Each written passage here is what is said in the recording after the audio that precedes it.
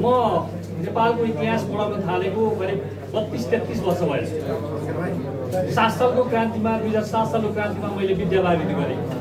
नेपालमा राजनीतिक आन्दोलनको इतिहास फेरि मैले पढ्नु पर्ने पढाउनु पर्ने लागेको थिएन। यदि छिटै मैले एउटा राजनीतिक उथलपुथल आन्दोलन नेपालमा हुन्छ र मैले इतिहासको एउटा कालखण्ड थप्नुपर्छ र फेरि पनि विद्यार्थी साथमा आफूलाई उपस्थित गर्नुपर्छ, मैले यो कुरो सोचेको थिइनँ।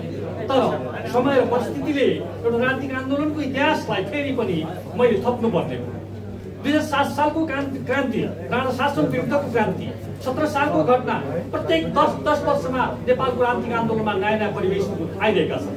17 पछि 27, 27 पछि 37, 37 पछि 47, त्यसपछि 62, 62 पछि 72 संविधान आयो, 72 पछि 82। 10 वर्ष पनि हामी पर्खिन सकेनौँ। केही न केही उथलपुथल हुनै पर्ने के छ यसको पछाडि रहस्य? किन यो देशमा राजनीतिक स्थिरता आएन? दुनियाँमा 1688 मा ग्लोरियस रिभोल्युसन बेलायतमा राजनीतिक स्थिरता छ। 1799 फ्रान्समा क्रान्ति भयो, यथावत छ।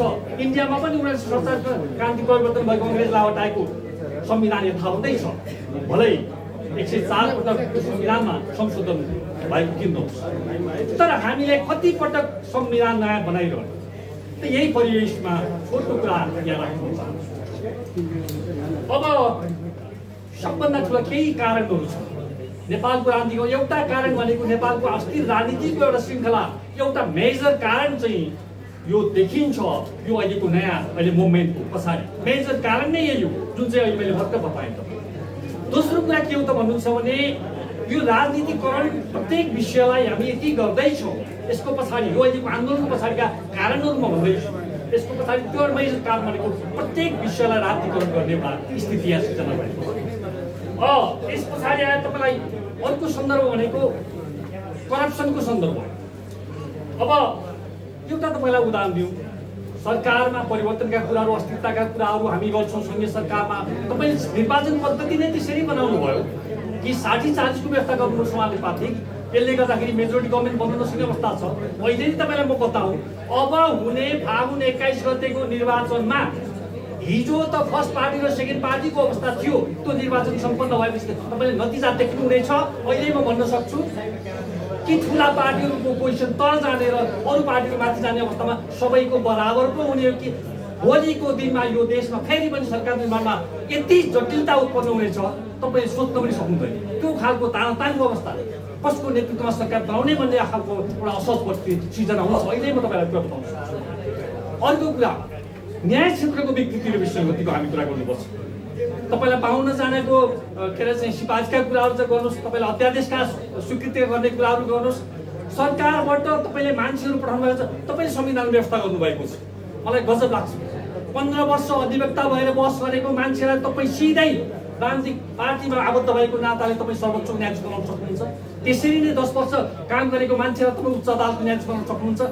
अनि त्यो मान्छेबाट तपाईँ कुनै निष्पक्ष न्याय रुल अफ लको कुरा गर्नुहुन्छ। हुनै नसक्ने, सम्भवै नहुने कुराको स्थिति तपाईँ सृजना गर्नुभएको छ। सरकार निर्माणको कुरा, संसदमा हल पार्लिमेन्ट बनाउनुहुन्छ, तपाईँ त्यस खालको संविधान निर्माण गर्नुहुन्छ। सरकार निर्माण कसले गर्ने? अनि त्यसैले त तपाईँले 32 जनाको, तपाईँ 90 जनाको सिट हुँदाहुँदै पनि 32 वडाको नेतृत्वमा रहेको मान्छेलाई प्रधानमन्त्री बन्न बाध्य हुनुपर्छ तपाईँ। अब त 32 होइन, त्योभन्दा धेरै सङ्ख्या घट्दैछ। त्यो घटेको अवस्थाको मान्छेलाई पनि तपाईँले प्रधानमन्त्री बनाउन बाध्य हुनुपर्ने दिन भइरहेको छ। अर्को कुरा, तपाईँलाई भ्रष्टाचारको कुरा हामी गर्छौँ। करप्सनमा मैले टिपेर ल्याएको छु। पञ्चायतका सबै चिज सिकाउने मान्छे, मैले पञ्चायतको इतिहास पनि पढाएको मान्छे हो, पढेको इतिहास मान्छे हो।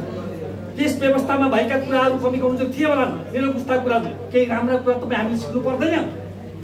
2009 सालको भाग 10 को धारा 67 अख्तियार दुरुपयोग निवारण आयोग, अहिले तपाईँले के बनाउनु हो?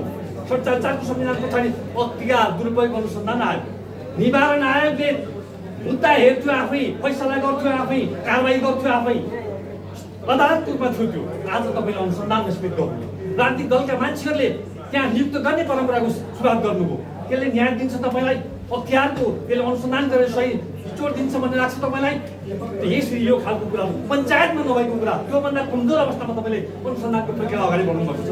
47 को संविधानबाट तपाईँले सेयर गर्नु। अब करप्सनको कुरा गर्दा पद पाउनको लागि, टिकट पाउनको लागि केमा छैन? विचारमाथि प्रशासनमा के छैन कि राजनीतिमा छैन कि करप्सन? अर्को सबैलाई तपाईँलाई भनेको चाहिँ रुल अफ ल। यो देशमा सबैभन्दा तपाईँले विद्रोह गर्नुपर्ने स्थिति कहाँ आउँछ? तपाईँलाई प्रयोग हुने कानुन र मलाई प्रयोग हुने कानुन फरक हुनुपर्ने। त्यही कानुनले तपाईँलाई छुटकारा दिनुपर्ने, तपाईँले त्यही कानुन तपाईँले सजाय भोग्नुपर्ने नेपालको पद्धति हो कि होइन? राजनीतिक दलसँग तपाईँ आबद्धता हेरेर मूल्याङ्कन फैसला भइरहेको छ कि छैन? रुल अफ ल भनेको आँखा बन्द गरेर तपाईँहरू चाहिँ न्याय दिनुपर्ने पद्धति हुनुपर्ने हो कि होइन? तर त्यो चिजको कुराले गर्दाखेरि एउटा निराशाको बाटो यहाँ देखिएको छ। राजनीतिक नेतृत्वको अधैर्यता, अशिष्टताको कुरै नगर्नु भएको छ। उहाँको आजीवन पदमा बस्नु 46 सालको के अरे तपाईँलाई 17 साल पछाडिको मोमेन्टमा सक्रिय भएका मान्छेहरू 46 साल पछाडि आजसम्म तपाईँलाई नेतृत्वमा छ।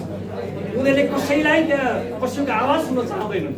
त्यहाँ कुनै किसिमको विद्रोहको असमान छ। त्यो राजनीतिक व्यवस्था लोकतान्त्रिक तपाईँ भन्नुहुन्छ, तर त्यो पार्टीभित्रको निरङ्कुशता तपाईँ कल्पना गर्नु सक्नुहुन्छ। त्यो निरङ्कुशता, त्यो चरम निरङ्कुशताबाट आजका राजनीतिक दलहरू गुज्रिएका छन्, जसले गर्दा त्यहाँ कुनै किसिमको सही कुरा, सत्य कुराको आवाज उठाउन सक्ने अवस्था छैन। यदि तपाईँले उठाउनु भयो भने तपाईँले पार्टी छोडेर निरङ्कुशता त्यहाँनिर लादिएको छ। त्यो स्थितिले पनि तपाईँलाई चाहिँ आएको छ। त्यसैले राजनीतिक अस्थिरताको मैले कुरा गरेँ। कति सरकार बनाउनुहुन्छ तपाईँले? 5 चोटि प्राइम मिनिस्टर भएको शेरबहादुर देउवा त्यो हिजो भन्दै थिएँ मैले 5 वर्ष पनि जम्मा गर्न पाएँ। कति वर्ष खानु पर्यो? 5 चोटि प्राइम मिनिस्टर भएको मान्छेले 25 वर्ष खान्छ।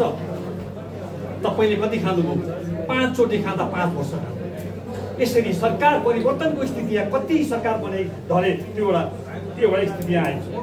त्यसपछि अर्को युवा भाइहरूको सन्दर्भ, आज यो देशमा यदि कसैले दुःख भोगेको छ भने त्यो युवा हो। हामी त बुढा भइसक्यौँ, हामीले कुनैतिर काम गरेर 2-4 पैसा कमाउने, आफ्नो जीवन गुजारा गर्ने। आज +2 पढेको सर्टिफिकेट लिएको विद्यार्थी के गर्छस् भन्दाखेरि इङ्ग्लिस एउटै मात्रै विकल्प उसको त्यही मात्रै हो। आज नेपालमा डक्टर एमबिबिएस डक्टर गरेका मान्छेले 20 देखि 30 हजारमा नोकरी गरिरहेका छन्। पढेर के गर्नु? योग्यता अनुसारको नोकरी पाउने अवस्था छैन। रोजगारीको समस्याले गर्दा लाखौँको सङ्ख्यामा बेरोजगार भएर बस्नुपर्ने विदेश जानुपर्ने अवस्था सृजना भयो। त्यसैले यो विद्रोह यथार्थमा त्यसको मेन कारण नै त्यो कुरा हो। कति मान्छेलाई के हो र खासै एउटा सामान्य रूपले आएको उत्पन्न भएको कुरा हो। त्यसको लागि त पृष्ठभूमि छ नि त, एउटा भूमिका निर्माण भएको छ नि, समय लागेको छ नि। त्यत्तिकै 23 र 24 घटना घटेको हो र त्यसको अगाडिका पृष्ठभूमि हामीले हेरेका छैनौँ। 2 दिनको घटनाले मात्रै हेरेर युवाको आन्दोलनलाई हामीले एड्रेस गर्न सक्ने अवस्था रहँदैन। त्यो निराशाको भावनाले आएको छ। अब तपाईँलाई म तत्कालीन कारण नेपाल इतिहास पढाउँदाखेरि मैले जुन चाहिँ घटना पढाउँ भने फन्डामेन्टल कारण, मौलिक कारण अगाडि भन्नुपर्छ। अनि तत्कालीन कारणमा युवाहरूको निराशा, चरम निराशा त हुँदै थियो। तपाईँले मिडिया त्यही बेला भन्नु 24 घण्टा दुनियाँसँग सम्पर्कमा बसेको एउटा झेन्जी युवाले 7 दिन 10 दिन 15 दिन चुप लागेर बस्नुपर्ने एउटा विद्रोहको भावना, त्यसले ज्वार भाटा ल्याइदिने काम गरेको छ। यसलाई भनिन्छ तत्कालीन कारण, इमिडिएट कज, जसले गर्दा त्यो मोमेन्ट एउटा गतिविधि छ। अब घटनाहरू के भए यसबारेमा म जान छैन। सरकार कसको बन्यो, किन बन्यो, त्यो कुरा मैले जान छैन। नेतृत्वमा अब बिस्तारै पातन साम्य हुँदैछ। यो सरकारको जिम्मेवारी भनेको निर्वाचन गराउने फागुन 21 गते भनेर भनिएको छ। तर 3टा कुरामा यो संविधानभन्दा बाहिर गएको छ। संविधानभन्दा ट्र्याकभन्दा बाहिर गएको छ अहिलेको सरकारको नियुक्ति संसदमा बहुमतको नेता प्राइम मिनिस्टर भन्नुपर्ने अवस्थामा आज संसदमा बाहिर आएको छ। त्यसपछि संसदलाई विघटन गरिएको छ। 76 अनुसार मात्रै संसद विघटन गर्ने संवैधानिक व्यवस्था अनुसार थियो, तर आज अर्कै व्यवस्था भएको छ। र अर्को पनि यहाँ ब्रिज कहाँ भएको छ त भन्नुहुन्छ भने 132 को 2 धारा, सर्वोच्चको न्यायाधीश भइसकेको मान्छे अन्य कुनै सरकारी पदमा जान पाउने छैन भन्ने व्यवस्था। 3टा धारा त संविधानका 3टा धारा त मरिसक्यो, घाइते भएको छ संविधान। फेरि त्यो घाइते संविधानलाई तपाईँ फागुन 21 गते पनि निर्वाचन सम्पन्न गराएर फेरि तपाईँ ट्र्याकमा लाग्ने ल्याउने कुरा गर्दै हुनुहुन्छ। अब यति भइसकेपछि यस आन्दोलनका 2-4वटा विशेषता पोइन्टमा भनेर भन्छु तपाईँलाई। पहिलो विशेषता यो 82 सालको आन्दोलनको पहिलो विशेषता भनेको कतिपय तेल आन्दोलन मान्न पनि तयार छैन। सानोतिनो विद्रोह केटाकेटीले ढुङ्गामुढा गरे त्यस खालको आन्दोलन भन्ने कुरा पनि छ। त्यो आन्दोलनको स्वरूपको बारेमा धेरै अध्ययन पनि भएको छैन। राजनीतिक आजसम्म जति पनि आन्दोलनहरू भए, 7 साल भन्नुहोस्, त्यहाँबाट तपाईँलाई 36 साल भन्नुहोस्, 47 भन्नुहोस्, अथवा 10 वर्ष माओवादी युद्ध भन्नुहोस्, अथवा 62-63 सबै राजनीतिक दलको नेतृत्वमा भएका आन्दोलन। यो पहिलो आन्दोलन हो युवाहरूको जो कुनै राजनीतिक दलसँग आबद्ध छैनन्, आफूलाई परेका पीर मार्काको लागि उनीहरू सङ्गठित भएका छन्, त्यो एउटा विद्रोहमा उत्रिएका छन्। मिडिया आधुनिक मिडियालाई प्रयोग गरेर उनीहरू सङ्गठनमा बाँधिएर एउटा आन्दोलन उठेको एउटा यसको महत्त्वपूर्ण विशेषता योभन्दा भिन्न विशेषताको तपाईँलाई मैले हेरेको छु हिजोको आन्दोलनले भिन्न यस कारण छ त्यसको इन्टेन्सिटीको कुरा गर्नुहोस् 10 वर्षको मामला कति क्षति भयो कति मारिए कति 17,000को तपाईँ कुरा गर्नुहुन्छ कति भवनहरू जले डढे होइन त त्यो स्थितिको कुरा गर्दाखेरि अब अहिले पनि त्यो घटना घट्यो यसको त्यो 10 वर्षमा सत्ता लिन सकेको 7 सालमा पुरै कब्जा गर्न सकेको आज आएर तपाईँ सिंहदरबार कब्जा के अरे पार्लियामेन्ट बिल्डिङ कब्जा राष्ट्रपति भवन छैन बालबाटार छैन तपाईँले के हेर्यो तपाईँ यहाँनिर त केही सडन मान्छेहरू गयो होला नि हतियार बोकेका मान्छेहरू हतियारधारी AK-47ले त गएका थिएनन् नि भने तिनीहरूलाई तपाईँले किन रोक्नु सक्नु भएन यसैले यो के देखाउँछ त भन्दाखेरि राजनीतिक दलहरू नेतृत्वसँग सुरक्षा निकायको कम्बिनेसन कोअर्डिनेसन त्यहाँ छैन समाप्त भइसकेको छ भन्ने कुरा त्यसैले उनीहरू पनि त्यहाँ भयो र तपाईँले सम्भवतः त्यो क्षमताविहीन नेपाली सेना नेपालको प्रवेश होइन त्यो बचाउ गर्न सक्ने अवस्था थियो तर त्यहाँनिरको कोअर्डिनेसन छैन भन्ने कुरा उहाँले हेर्न सक्नु भएन बचाउन सक्नु भएन भन्ने कुरा चाहिँ यसले देखाउँछ यो एउटा मोमेन्ट स्क्याटर्ड मोमेन्ट छरिएको मोमेन्ट चाहे तपाईँ नेताहरूको घरमा आगो लगाउने कुरा हो चाहे सरकारी भवनहरूमा आगो लगाउने कुरा देशभरि आगो लागेको छ सल्लाह भएको थियो कि सङ्गठित रूपमा यो गरिएको थियो कि अनुमान गर्न सक्ने अवस्था मलाई लाग्छ यो एउटा विद्रोहको एउटा भावना एकदम आक्रोशबाट उत्पन्न भएको एउटा परिस्थिति हो भन्ने मलाई लाग्छ त्यसपछि अब तपाईँलाई सेक्युरिटी सिस्टम मैले भएको कुरा गरेँ अर्को कुरा तपाईँलाई आजसम्मको इतिहासमा मोहन शमशेरले तपाईँलाई चाहिँ के गरेका थिए त भन्नुहुन्छ भने मोहन शमशेरले चाहिँ कङ्ग्रेससँग वार्ता गरेका थिए राजासँग वार्ता गरेका थिए सत्ताबाट जाने बेलामा त्यसपछि आएर वीरेन्द्रले गरे 47मा वार्ता पार्टीहरूसँग ज्ञानेन्द्रले गरे पार्टीहरूसँग वार्ता तर यो छुट्टी त पार्टीहरूसँग वार्ता गर्ने जेन्जी भाइ बहिनीले मौका पाएनन् उनले त पहिलोचोटि आर्मीको चिफसँग जानुभयो नेपालको इतिहासमा पहिलो घटना हो सेनापति अगाडि आउनुपर्ने राजनीतिक दलका मान्छेहरू भागेर कहाँ पुग्नुपर्ने एउटा ऐतिहासिक घटना यो चाहिँ एउटा यहाँनिर हामी देखिरहेका छौँ आन्दोलनकारीको पुनर्निर्माणको अवस्था छ र मिनिमम ड्यामेज गरेर संविधानलाई मिनिमम ड्यामेज गरेर चाहिँ यो खालको निर्वाचन पद्धतिमा जाने कुरा चाहिँ गरेको छ र अब लास्टमा यहाँलाई मैले 2-4वटा चुनौतीका कुरा पोइन्टमा बताएर बक्तिदा सबभन्दा ठुलो समस्या पुनर्निर्माणको समस्या छ हाम्रा सबै सरकारी भवनहरू ध्वस्त भएका छन्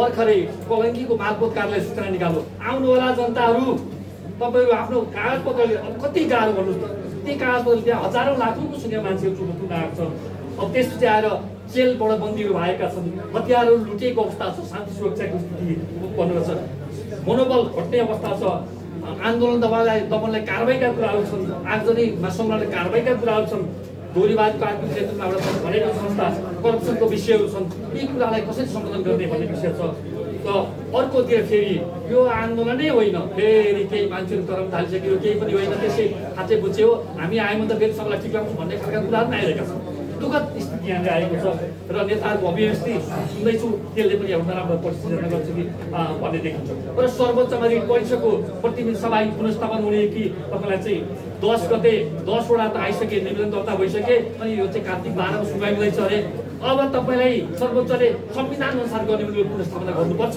पुनर्स्थापना पछि के हो त स्थिति मुलुक कहाँ जाँदैछ फेरि चुनाव भयो भने पनि तपाईँलाई समस्या चुनाव नहुँदा पनि समस्या त्यो खालको स्थितिबाट चाहिँ अहिले गुज्रिरहेको छ र हिजोको भन्दा मैले भनिसकेँ निर्वाचनै भएछ भन्ने अस्वस्थ परिस्थिति आउने देखिन्छ र अब अन्त्यमा मैले के भने त भन्दाखेरि तपाईँलाई यसमा केही कुराहरू संविधान संशोधनका कुराहरूलाई अगाडि बढाएर चाहिँ जान सके कतिले जनमतसँग जोडेर पनि लाउँछ कोही त्यही चुनावकै दिनमा जनमतसँग पनि केही कुन मेजर इस्युहरूमा प्रत्यक्ष निर्वाचनको व्यवस्था र अन्य केही कुराहरू के अरे प्रदेशको कुरा गर्दाखेरि तपाईँलाई के लाग्छ संविधान के छ भने चाहिँ 232 धारामा के लेखिएको छ त संविधान भन्छ सङ्घ सरकारले स्थानीय तहसँग सम्पर्क राख्दाखेरि सिधै राख्नेछ र चाहेको खण्डमा प्रदेश मार्फत राख्नेछ प्रदेश तपाईँले काम विहीन बनाउनु भयो संविधानमा तपाईँले अधिकार विहीन बनाउनु भएको छ त त्यसको औचित्य के हो बुझ्न स्थानीय तहको सङ्ख्या घटाउने अथवा प्रदेशको औचित्य घटाउने अथवा सङ्ख्या घटाउने यी विषयसँग सम्बन्धित भएर प्रत्यक्ष निर्वाचन बारेमा जनसङ्ग्रहसँग जोडेर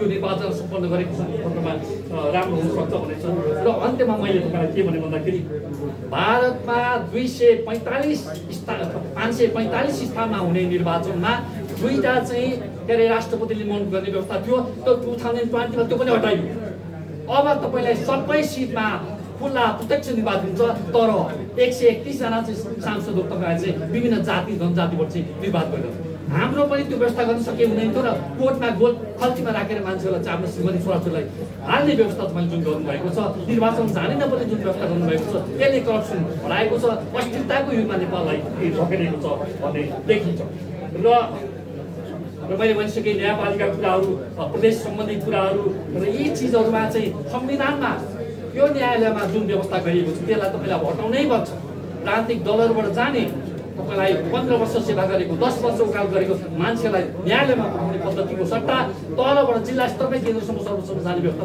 गर्नु भएन भने यो देशमा हुन सक्दैन भन्ने कुरा चाहिँ मलाई लाग्छ र राजनीतिक संवैधानिक सुधारको लागि चाहिँ अब सबै राजनीतिक दलहरू पनि अब एक ठाउँमा आउनुपर्छ होइन भने यहाँ ठुलो एउटा विध्वंसको स्थिति हामीले देखिसकेका छौँ त्यसलाई रोक्नुको लागि र खास गरी रुल अफ ल मेरो एउटै कुरा छ कानुनको शासन हुनुपर्छ युवाहरूको रोजगारीको तपाईँले ज्ञान गर्नुपर्छ संविधानमा तपाईँले लेख्नु भएको छ समाजवाद नेपाल राज्यको व्याख्या गर्नुहुन्छ तपाईँ समाजवाद भन्ने शब्द राख्नुहुन्छ अनि फेरि पनि राज्यका निर्देशिका पनि समाजवाद दुवैचोटि राखिएको समाजवादको अर्थ के हो समाजवादको व्याख्या तपाईँले के कसरी गर्नुभएको छ त्यो चिजमा पनि तपाईँले ध्यान दिनुपर्नेछ भोलि अर्को अधिकार व्यवस्था गर्नुभएको छ सबै नागरिकलाई रोजगारीको व्यवस्था हुनेछ खै रोजगारीको व्यवस्था त्यसरी लेखेर संविधान लेखेर त्यो व्यक्तिले अधिकार पाउन सक्दैन यी चिजहरूमा ध्यान जाओस् र रुल अफ ल मेन चाहिँ कुरा यो देशलाई तपाईँले अगाडि बढाउने हो भने रुल अफ ल कामको शासन तपाईँले स्थापित गर्नुपर्छ व्यक्तिलाई लगाउने नियम कानुन तपाईँले अलग गर्नुहुन्छ भने फेरि तपाईँले अर्को आन्दोलनको सामना गर्नुपर्छ त्यो चिज चाहिँ यहाँ म राख्न चाहन्छु धन्यवाद